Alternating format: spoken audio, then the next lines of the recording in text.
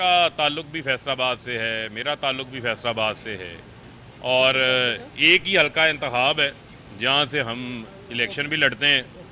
तो बुनियादी तौर के ऊपर आज वो लोगों को बड़े अपने हल्के गिना रहे थे कि फ़लाना का रिश्तेदार भी मेरे साथ राब्ते में है, फ़लाना भी मेरे साथ में है। तो ख़ुद की हालत और औकात ये है कि जहाँ से 2 बार वज़ीर कानून 10 साल मौसूफ़ रहे, उस सूबाई हलके के अंदर 2018 के इलेक्शन में एक पोलिंग स्टेशन नहीं ये जीत सके। ये इनकी अपनी हालत है। लोगों को कह रहे हैं कि जनाब जी फ़लाना भी हमारे साथ आ गया, फ़लाना भी हमारे साथ आ गया। दूसरा, आज मैं इनका लटका हुआ चेहरा देख रहा था, पूरी PMLN का अपोजिशन का कल रात ही मुझे नज़र आ गई थी सारी हालत।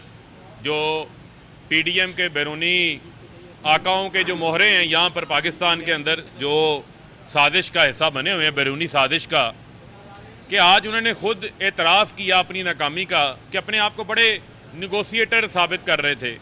वो जिनके साथ मामला तय हो गए उन्होंने इनके ऊपर एतमाद नहीं किया।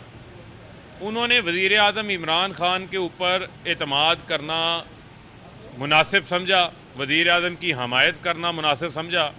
इनकी वज़ारत आला की ऑफ़र जो ये ख़ुद कह रहे हैं कि हमने की है और उन्होंने मामला तय हो गए, नहीं आए, तो ये नाकाम हुए ना हमेशा की तरह।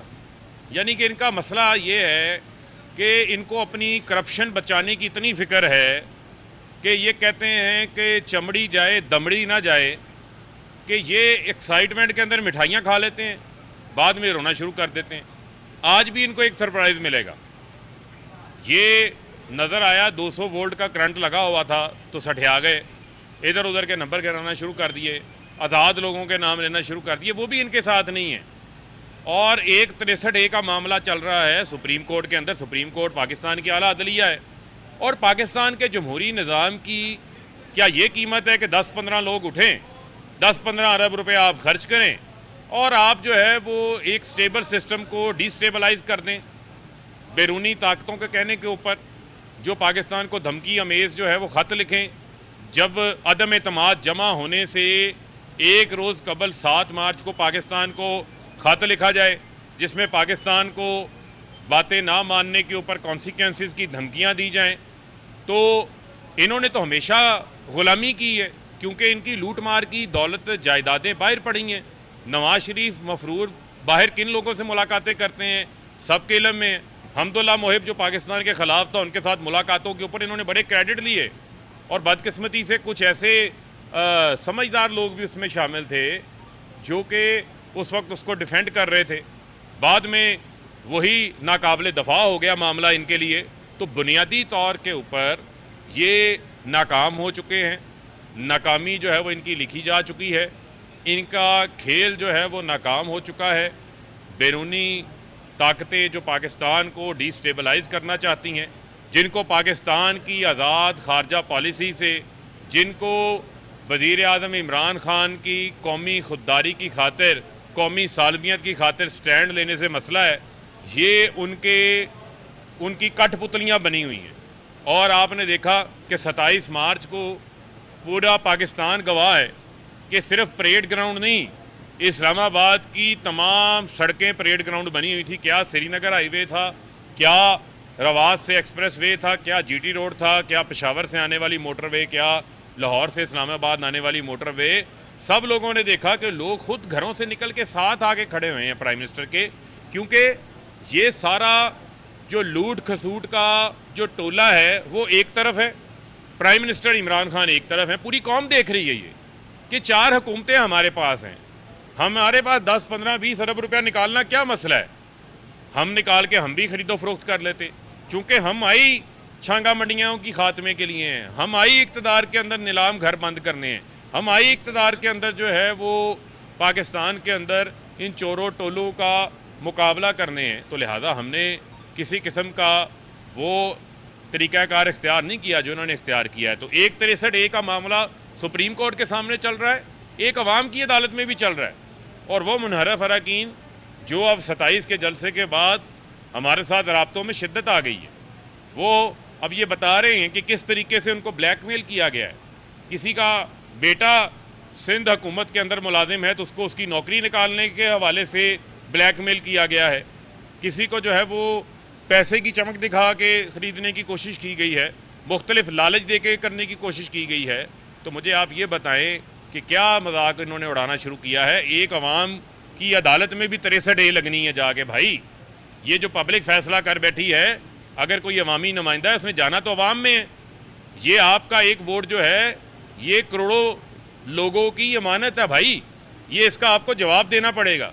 और पब्लिक आपको हमेशा हमेशा के लिए डिस्क्वालीफाई कर देगी, ज़मानतें ज़ब्त हो जाएंगी। और जो इधर उधर बड़े किंग कमाटो बने हुए हैं उनको मैं ये कहता हूँ जाए ना 10 मिनट फैसलाबाद घंटा घर का चक्कर लगा के आए, पता चल जाएगा कि अवाम जो है उनके ऊपर किस किस्म का जो है वो अदम एतमाद करके बैठी हुई है। इमरान खान के ऊपर अवाम ने 27 तारीख को एतमाद प्लस जो है वो कर दिया है। और मैं इनको ये बताना चाहता हूँ कि आज राना सनाउल्लाह ने यहाँ खड़े होकर अपनी नाकामी का एतराफ़ किया है। ये नाकामी है ये बात कहना कि जनाब हमारे से हमने वज़ारत आला की ऑफ़र कर दी लेकिन हमारी ऑफ़र नहीं कबूल हुई। तो मैं समझता हूँ कि पाकिस्तान के अंदर हम अपने इत्तेहादियों को पहले भी साथ लेके चले हैं, आइंदा भी साथ लेके चलेंगे। ये अदम एतमाद भी नाकाम होगी और जिन लोगों ने शेरवानियाँ सिलवाई हुई हैं ये शेरवानियाँ जो है वो लटकी रह जाएंगी। इनका जेल जाने का वक्त हो गया है। अब इनको किसी किस्म की भी मैं समझता हूँ कोई गुंजाइश पाकिस्तान की आवाम जो है वो देने को किसी सूरत भी तैयार नहीं है, कतन तैयार नहीं जी। अच्छा ये बता दें फारूक साहब कि ये चीज़ें सामने आ रही हैं कि कल जो वज़ीर आला पंजाब ने अपना मुस्तफ़ी होने का ऐलान किया उसके बाद गवर्नर सिंध का भी कहा जा रहा है और वज़ीर आला खैबर पख्तूनख्वा का भी कहा जा रहा है कि वो भी इस्तीफ़ा देंगे। तो इसकी आप बता दें कि उस पर क्या आप लोग जो है इत्तेहादियों को वहाँ पर अब सीटें देने जा रहे हैं इंदर से जो भी देखें जो लोग हमारे इत्तेहाद का हिस्सा हैं, हमारे लिए सबसे अहम ऑब्जेक्टिव क्या है, हमारे लिए पाकिस्तान के लोग भी सुन रहे हैं, सबसे अहम ऑब्जेक्टिव हमारे लिए ये है कि ये जो 3 करप्ट का टोला इकट्ठा हुआ है, जिन शहबाज शरीफ ने जरदारी को लाड़काना लाहौर की सड़कों पे घसीटना था, पेट फाड़ के दौलत निकालनी थी, जिन्होंने शरीफों से हाथ नहीं मिलाना था, जिस फजलुर रहमान ने जो है वो इस्लाम का मुकदमा लड़ना था, पूरी उम्मत को इकट्ठा करना था, वो तो नहीं कर सके। वो तो इमरान खान ने इस्लामोफोबिया के ख़िलाफ़ मुकदमा लड़ा, लेकिन उसने सब चोरों को इकट्ठा कर लिया। अब हमारा बुनियादी ऑब्जेक्टिव ये है कि इस बैरूनी साजिश को नाकाम बनाना। हम पहले भी ये अलाइंस में थे, कोई नई बात नहीं है, हम अपने इत्तेहादियों को साथ लेके चलते रहे, अब भी हमने अपने इत्तेहादियों को ही इक़्तिदार में से शेयर दिया है, तो ये कोई नई बात नहीं है। और मैं ये समझता हूँ कि हमारा बुनियादी ऑब्जेक्टिव इनको डिफ़ीट करना है, इस बैरूनी साजिश को डिफ़ीट करना है, उसकी कठपुतलियों को डिफ़ीट करना है, और वो इंशाल्लाह हम डिफ़ीट करेंगे। उसके लिए हम हमारे जो मुज़ाकरात हैं वो नतीजा खेज़ मोड पे हैं, हतमी मराहिल में हैं, और उस हवाले से बहुत सारे सरप्राइजेज इनको मिलना शुरू हो जाएंगे। सर ये बताएं इत्तेहादियों समेत आपके एग्जैक्ट नंबर कितने हैं? इत्तेहादियों समेत आपके एग्जैक्ट नंबर कितने हैं? जो नंबर हैं, नंबर्स का नतीजा आपको जिस दिन इनकी वोट ऑफ नो कॉन्फिडेंस के ऊपर काउंटिंग होगी आपके सामने जो है वो आ जाएगा, और उस दिन सबसे बड़ा सरप्राइज़ इनके लिए होगा। अच्छा सर, फजलुर रहमान साहब बड़े लोगों को लेके और उन्होंने कहा था कि हम सिक्योरिटी करेंगे, हमें बड़े सिक्योरिटी खदशात हैं और काफ़ी सारे लोगों को लेके, लेकिन अचानक रात चले गए थे। देखिए मामला यही तो है कि जो लॉन्ग मार्च था वो शॉर्ट मार्च बन गया। अब बुनियादी तौर पे मामला क्या था, पहले अदालत में आए, हमें अदालत का बहुत एहतराम है, पाकिस्तान की आला अदलिया है, आला अदलिया के चीफ जस्टिस का मोअज़्ज़ज़ जज साहिबान का एहतराम है, लेकिन उन्होंने भी पाकिस्तान के आइन को फौकियत दी।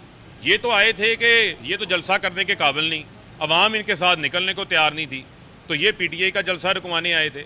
लेकिन जब आइन देखा तो आइन में सबको अपना प्रोटेस्ट पुरअमन रिकॉर्ड कराने की, जलसा करने की, गैदरिंग करने की इजाज़त है, तो इनको लॉन्ग मार्च करना पड़ा। तो लाहौर से GT रोड पे आए हैं, मुझे एक जगह पे बता दें जहाँ पर कोई काबिल ज़िक्र क्राउड इनके साथ मौजूद हो। इनके अपने MNAs TV शोज़ में बैठे हुए थे, मुख्तलिफ कैफ़ेज़ में बैठ के खाना खा रहे थे, उन्होंने मरियम सफदर के और हमजा के शॉर्ट मार्च को संजीदा नहीं लिया, तो बाहर किसने संजीदा लेना था।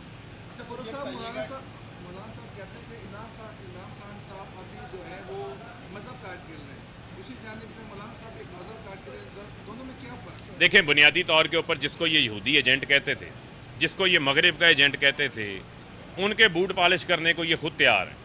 विकी लीक्स आज भी गवाह है, फजलुर रहमान ने कहा था कि अमेरिका जो है वो मेरे ऊपर हाथ रख दे, ठीक है, केबल मौजूद है, मेरे ऊपर हाथ रख दे तो मैं उनकी खिदमत करने को तैयार हूँ। तो इनका तो कोई दीन अमान नहीं है। ये ड्रोन हमलों की 400 ड्रोन हमले हुए पाकिस्तानियों, 400 ड्रोन हमले पीपल्स पार्टी नून लीग के दौर में, जिस पे फजलुर रहमान के भी दस्तखत थे, लिख के इजाज़त दी हुई थी इन्होंने, लिख के इजाज़त दी हुई थी। तो ये क्या बात करते हैं? इमरान खान तो 1.5 अरब मुसलमानों की दिलों की तर्जमानी कर रहे हैं। इमरान खान ने ना खुद झुके, ना पाकिस्तानियों को झुकने दिया, ना दुनिया के 1.5 अरब मुसलमानों को झुकने दिया, और सही मानों में माजरत खाना रवैया अख्तियार नहीं किया। खान साहब ने अगर बयान किया तो हकीकत बयान की है कि इस्लाम अमन का दीन है।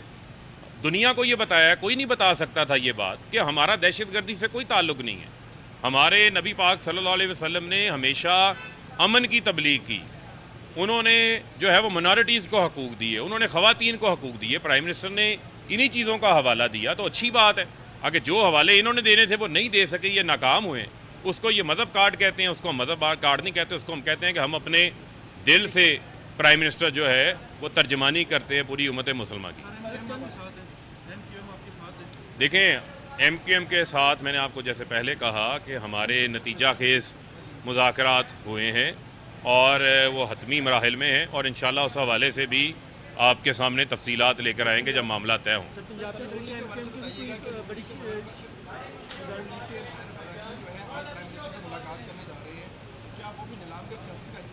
नहीं, देखें, वो ऐसा मामला नहीं है। देखें, बुनियादी तौर पे क्या है कि वो ऐसी एक वक्त के ऊपर इख्तलाफ सामने आए थे, सुन लें, ऐसे वक्त में इख्तलाफ सामने आए थे जिनको ये पार्टी से निकाल चुके हुए हैं, शो काज नोटिस दे चुके हैं। वो आज से 2.5-3 साल बाद पुरानी मामला है।